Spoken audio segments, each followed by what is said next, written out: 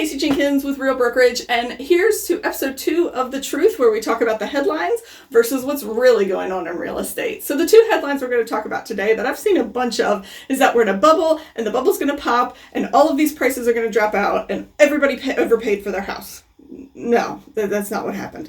We'll talk about why in a minute. And then the second headline that we're going to talk about is all the market predictions that are coming out. Because the market predictions that are coming out is that the real estate industry is going to tank. And again, everything's going to bottom out and nobody's going to have any equity in their house. Well, let's talk about that for a little bit. So everything is supply and demand right now. We have 28.8% less houses on the market now than we did last year. I mean, just look at January versus December in the Richmond market. In the Richmond market, we had roughly 300 houses on the market in January, where we had 500 in December, which is just insane to have a 200 house drop off. Usually December is one of the slowest months, not January.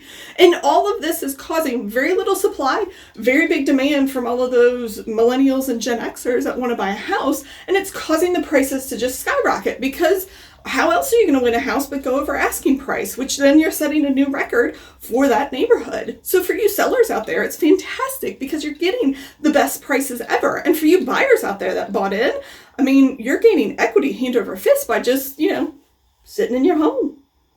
Who else wants to earn money that way by just sitting on their butt?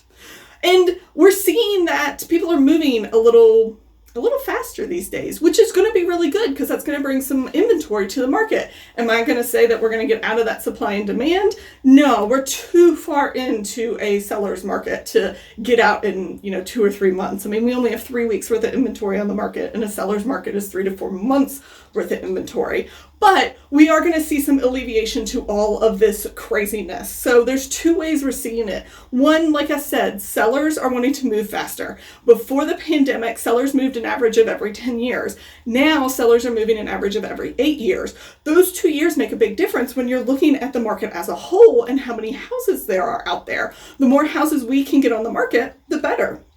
And so what's happening is they spent a year or 2 locked up in their house, and they're like, hey, I need a home office, or I need a home gym, or I want to be on a different floor than my kids, or whatever it may be that's making them move. And so they're out there going, okay, I'm ready to move. And they're calling us agents, and they're saying, let's put my house on the market, which is increasing inventory for you buyers, but it's also making us agents sharpen our skills. So you got to get a good agent that can find you a house off market so that we can get them moved without putting even more stress on this whole inventory piece.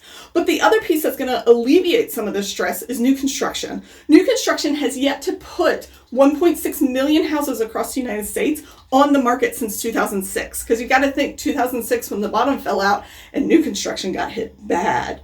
And so now they're seeing that there is such demand out there that they can go, oh, I can build all these houses and put them on the market, and they will get bought, and I'm not going to put myself in a sticky situation. And so this year, they're predicting that they're putting 1.6 million houses across the United States on the market. So those 2 pieces, moving faster and new construction, are going to alleviate some of this crazy, low inventory that we have. Is it going to fix it? No, but it's going to alleviate it some. And that's really good for you as a buyer out there, because then you'll be able to not go up against 12 offers. Maybe you're only going up against 3. But sellers, not to worry, you're still predicted to gain 5% equity this year. Last year in Virginia, we gained about $50,000 worth of equity in our house. And this year, we're supposed to gain about another 5%. If you look at all the different statistics, so anything from the National Association of Realtors all the way up to Fannie Mae, they're predicting anywhere between 2 and 7%. So 5 is a nice little middle ground. And the other reason we're thinking 5 is because inflation's predicted to inflate about 4.3 to 4.5%. And housing always beats inflation. It's a great investment if you haven't figured out by now, because you're always ahead of inflation. The only decade that we weren't ahead of inflation was the 2000s when the bubble burst. P.S. No bubble at all. So this is the only year that we were lower than inflation. So if you hear all these people going, hey, the market's going to tank, well, look historically at what goes on in the market. And the market doesn't tank. It beats inflation. And inflation is predicted to be about 4.5 to 4.4%. And so then housing should be over that. So all of these pieces show that there's no bubble and show that the market is not going to tank. But people are going, oh my golly, the rates are hiking, and they're still talking about forbearance. Well, let's talk about those two. So yes, the rates are going to go up 3 more times. The Fed's raising rates 4 times this year. They've already done it once. We're seeing rates in that upper 3s, lower 4s. We're probably going to see rates in the mid 4s by the end, if not higher, by the end of the year. And to tell you the truth, it's not stopping buyers. I have quite a few buyers out there. They're all looking right now, and they're not stopping. They're continuing to look because they want to buy a house. It doesn't matter to them that they're in the 4s now. P.S. It's still historically low rates. I remember my first house was a 6. My parents was in the double digits. Their parents were in the 20s. So still historically low rates, but all that inventory out there and that's coming is going to win and going to alleviate anything that the rates have to say. And so you're not seeing demand slow down.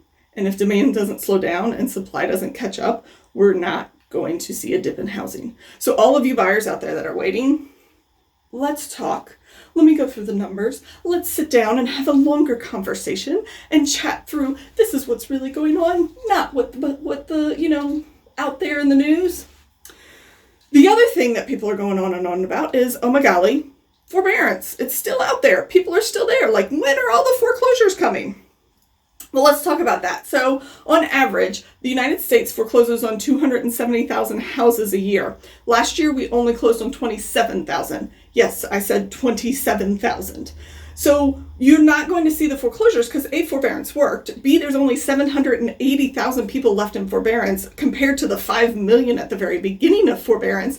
And of those 780,000, only 1% of them are in a place where they have to deed in lieu of foreclosure, short sale, or foreclose on their house. 1% of 780 is a very small percentage compared to the millions of houses we have out there. So forbearance worked. It kept people in their house. It let them, at the end of it, redo their mortgage, get a better payment, and or sell it if they knew they couldn't, along with all of the inflation that we were talking about and the amount that the prices have gone up. It has worked. It is the perfect storm for everybody out there. So when you hear the news talking about, oh my golly, it's a bubble, or oh my golly, the world's going to fall apart, or, the bottom's going to drop out, there'll be no crazy prices, it's not going to happen. Look at all the statistics, look at everything that's going on, and look at history. Everything is moving into supply and demand and is staying the way it should and is being steadily increased, not insanity increased. So if you've got any other questions or you want to chat with me, I would love to discuss it further. Shoot me a DM, give me a call, heck, send some smoke signals if you want. I hope y'all have a great day.